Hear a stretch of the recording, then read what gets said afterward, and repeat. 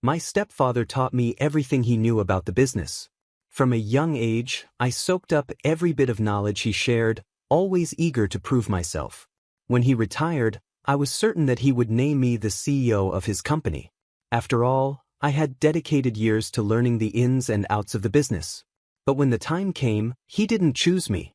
Instead, he made my brother, who spends most of his time partying and traveling with his friends, the CEO. My brother knows nothing about running a business, and this decision left me completely blindsided. To make matters worse, my family has turned their backs on me. All because I dared to follow my dream of becoming a CEO.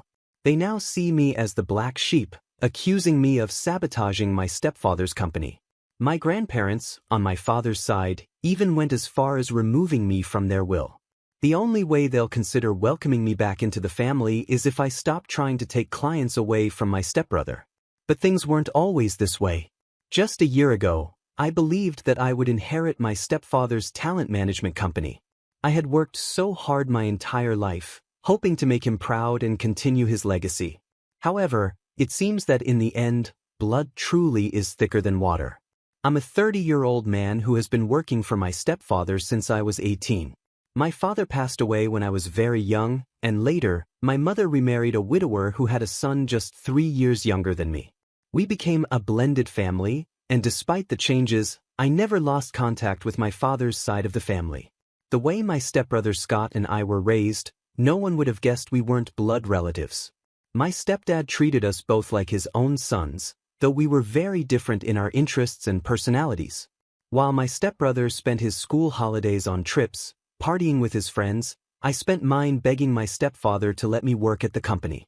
He eventually gave in, allowing me to do small tasks like answering phones, bringing coffee, and running errands while I was still in high school. My mom was incredibly proud of me for taking an interest in the business and working so hard. During college, I continued to work for my stepfather part-time, in the field I was studying. I always turned to him for advice whenever I faced challenges, and he was there to help me every step of the way. The money I earned usually went into savings, as my mom and stepfather were already covering my tuition.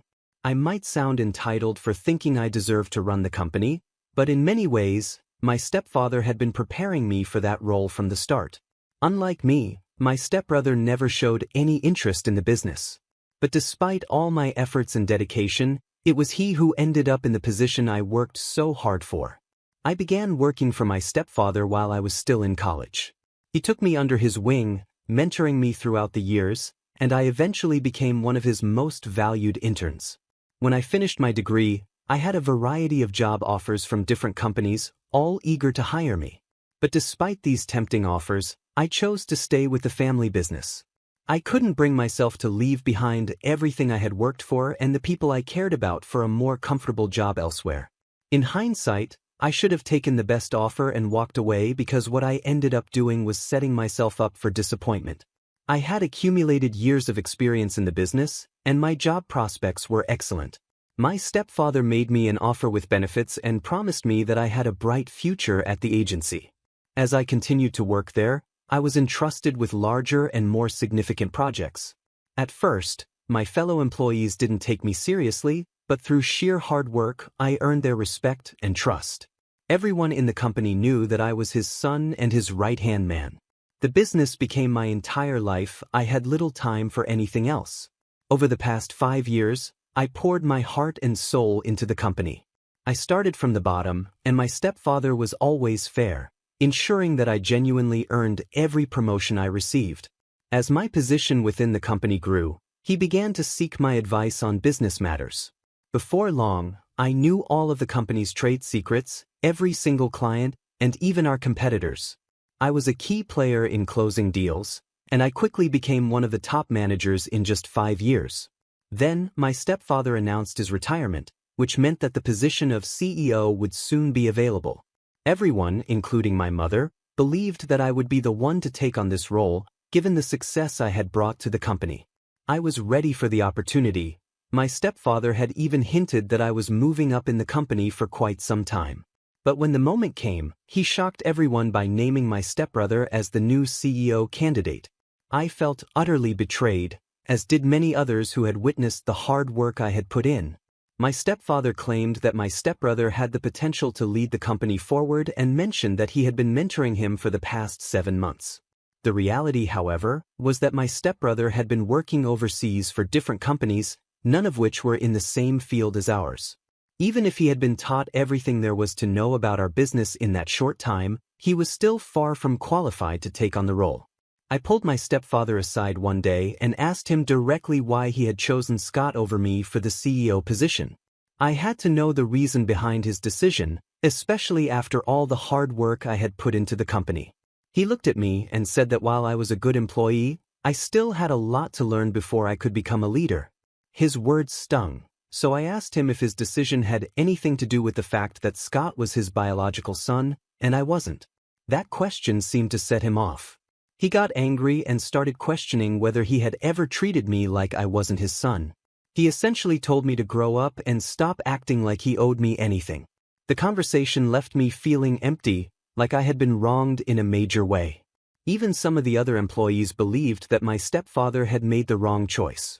If I were just another employee who had worked at the company for years, I might have accepted it, but it felt completely unfair that the rest of us had to start from the bottom while Scott was handed everything on a silver or rather, gold platter. I couldn't wrap my head around it. I had done everything right. I brought in the best clients, sacrificed my social life, and even gave up holidays just to be mentored by him. I felt like he had misled me, making me believe that I was being groomed for something greater. I had taken every compliment to heart, believing that I had a bright future ahead in the company. But in my mind, that future was supposed to be at the top, not working under someone with zero experience. As the reality of the situation sank in, I saw things for what they truly were. He had lied to me, creating the perfect employee who would never leave the company. For a man who prided himself on his ethics, it became clear to me that he had none. He had practiced blatant nepotism, appointing my stepbrother as CEO the moment the opportunity arose. Right after the news broke, I called my mom to tell her what had happened. I was hurt and needed her support. But instead of the empathy I was hoping for, she told me that it wasn't the end of the world and that other opportunities would come my way. She even asked me to support Scott and help ensure his transition into the company was smooth. Her response left me with a sinking feeling that she had known all along about the plan to leave me out in the cold. In that moment, I wanted to quit on the spot. I was bitter and felt robbed of what I believed was rightfully mine. But I knew I had to be smart about it. I wanted my departure to leave a mark, to make them feel the loss. So I stayed. I watched as my stepbrother stumbled through his new role, making a mess of the company. I bided my time, waiting for the right moment to make my exit, one that would hurt them the way they had hurt me. I tried to give my stepbrother advice whenever I saw him heading in the wrong direction, but he always reminded me that I was in a lower position. Word spread quickly among the employees, and most of them were already unhappy with how he was treating them. During this time, I was quietly making plans to start my own company, even as I began to steal clients right from under their noses. My stepfather was hardly ever in the office, and my stepbrother struggled with even the simplest tasks. They didn't notice how bad things were because I was constantly picking up the slack for him. Despite my anger, that company meant a lot to me, which is why I wanted it all. My goal was for them to eventually beg me to buy the company from them, but I knew that could only happen if I was on the right track. So, I continued to put in my hours at the office while spending even more time working on the paperwork to start my own company. I had a friend in the HT department of my brother's company, and I asked him to find a loophole that would allow me to quit without serving a notice period. It turned out that my contract was coming up for renewal soon, so all I had to do was refuse to renew it.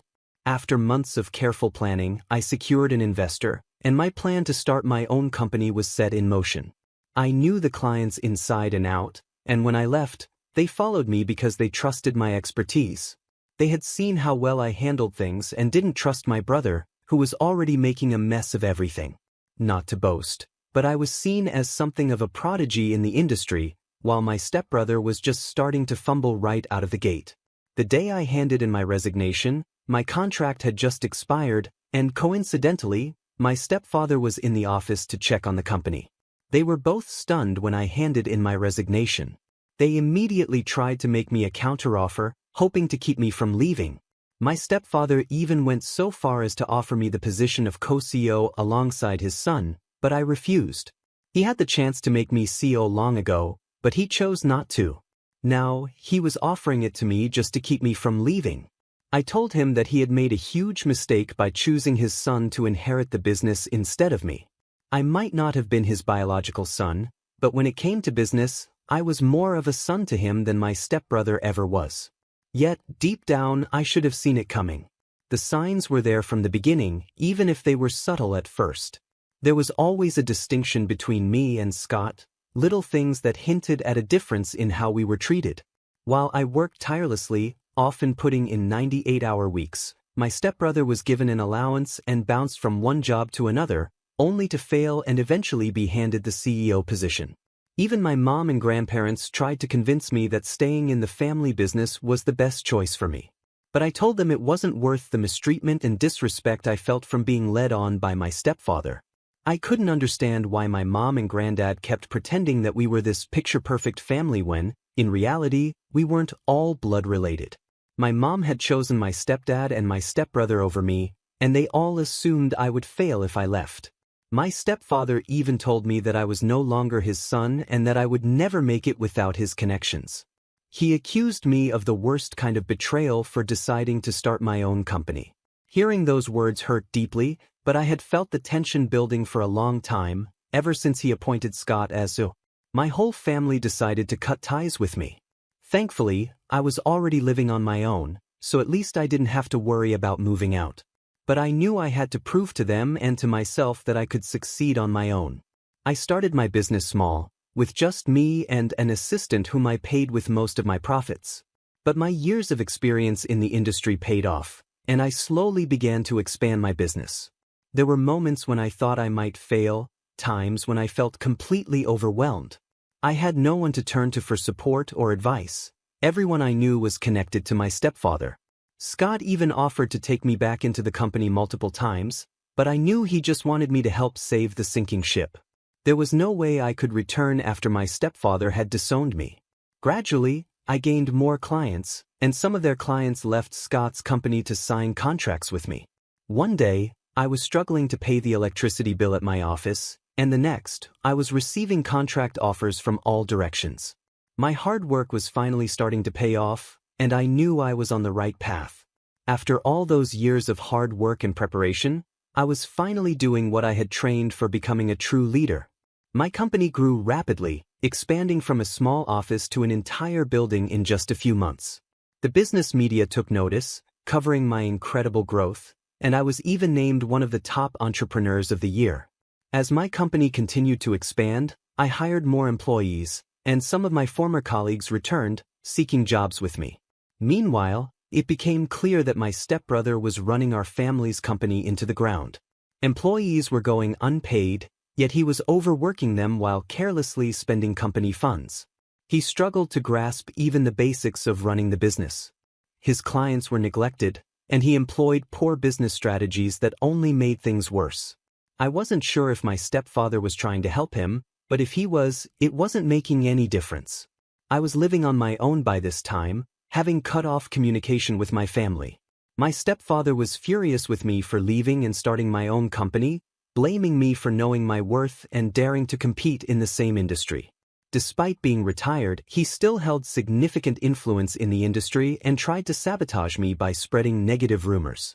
But I decided to ignore the drama and focus all my energy on my company. By the end of the year, my hard work paid off, and I received a small award for the upcoming Businessman of the Year. My company was now generating millions in revenue, all thanks to the risks I had taken. It was a proud moment, knowing that I had built something successful on my own terms. Recently, my grandparents from my father's side reached out to me. They live out of town and weren't fully aware of the situation. It seemed that my stepfather had given them his version of events, likely skewed to make himself feel better. When we met, they asked why I was ruining the family company instead of helping it. I explained the situation with the CEO position and how things had unfolded. But they dismissed my concerns, saying I was just being petty. They then gave me an ultimatum, as if I owed them an answer. They told me that if I let go of my business and returned to work for my stepbrother's company, they wouldn't disown me as well. I stood my ground and told them I would never give up being my own boss or stop pursuing my clients, even if it meant further estranging myself from the family. I knew I had made the right choice, and I wasn't going to let anyone take that away from me. I swore that I would make them regret the way they treated me, and I could already sense their rejection. When I refused to cooperate with their demands, they informed me that I was being removed from their will. Their estate is worth millions, and inheriting that money would have set me up for life. But I knew that no amount of money was worth sacrificing my own happiness. I told them they could keep their money because I didn't need it. If my business continued on the path it was on, I would keep swimming in cash. Even if I were only making a modest income, I would rather earn it through my own hard work than rely on their inheritance. I do what I do because I love it, and my passion for the business is what drives me every day. The money is just a bonus. Since that conversation, I've noticed that they, too, have joined the rest of the family in cutting me off. They've blocked me, but I don't care what they think or say about me. I am independent and successful because of my own sacrifices. Nothing was handed to me. I had to prove myself every step of the way, and I will continue to do so. In my opinion, starting my own company was the right decision, and the fact that my stepbrother's company is now at risk of failing is not my fault. They all made their choices, and now they have to live with the consequences. I know that my success bothers them, and I'm happy about that because it's the best kind of revenge. I've moved on with my life, and this is the last time I will ever talk or think about them.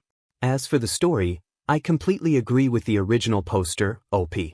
OP deserved to be the CEO, and I don't blame him at all for the path he chose. He started his own business, and now his father and stepbrother are upset, but they brought this on themselves. What do you think? Was OP right to go his own way, or should he have stayed with his family and waited for the CEO position after his brother inevitably failed? Share your thoughts in the comments below. Story 2. Over the weekend, a 25-year-old woman, went to a dinner with some of my dad's relatives. We don't see these relatives very often, so it was one of those rare family gatherings. My dad has never gotten along well with his brother, my uncle, and honestly, I haven't either. My uncle is rude, talks down to people, and we just don't agree on many things. Usually, I try to keep my distance and ignore him when I can. But at this dinner, my uncle decided to ask me about the car I drove up in and about my new job. I started working about a year ago after graduating from college, and I've been working hard to build my career. I'm a software engineer, and I'm proud of the work I do. It's a field that requires a lot of skill and dedication, and I've put in the time and effort to be successful. With the money I've earned, I recently bought my dream car, something I've always wanted. So, when my uncle, in his usual condescending tone, asked me, "Hey, how much are they paying you anyway?" I knew he wasn't asking out of genuine curiosity. It was more like he was setting me up to make me feel bad. I didn't want to play along with whatever game he was trying to start, so instead of giving a vague answer like, "Oh, enough," I decided to be straightforward. I told him exactly how much I make. Apparently, that wasn't the answer he was expecting. He started going off on a rant about how number 25-year-old should be making that kind of money and how stupid my company must be for paying me that much. I was shocked by how upset he got, but I didn't back down. I told him that I deserve every penny I make because I work hard, and not just anyone can do what I do. This response seemed to really set him off. After dinner, I received a text from my cousin saying that I had been really rude at dinner and that I had insulted my uncle's intelligence. My dad, who doesn't like his brother anyway, took my side and supported me. He knows how hard I've worked, and he understood why I stood up for myself. However, my sister agreed with my cousin. She told me that I shouldn't have mentioned how much money I make or talk to our uncle that way because it's considered impolite. Now, I'm left wondering if I was in the wrong. I didn't think I did anything wrong by simply answering a question and defending myself when I was insulted. But the reaction from my cousin and sister has made me second-guess my actions. Am I the one at fault here? Honestly, I don't think I'm the bad guy in this situation. There was one comment I read online that really stuck with me, not the a-hole. He asked a question, you answered. He insulted you, and you defended yourself. Don't dish it out if you can't take it. That's exactly how I feel. My uncle started this whole thing by asking about my salary in a way that wasn't respectful. I just responded honestly, and when he insulted me, I stood up for myself. So, what do you all think? Did I go too far by telling my uncle how much I make and defending myself when he got upset? Or was I right to stand my ground? Let me know in the comments below. I read every single comment and appreciate all your opinions. That's all the stories I have for you today. If you're new to the channel, make sure to smash that subscribe button. Revenge Online will see you tomorrow with more stories. And remember, it's cool to be kind. See you guys in the next video.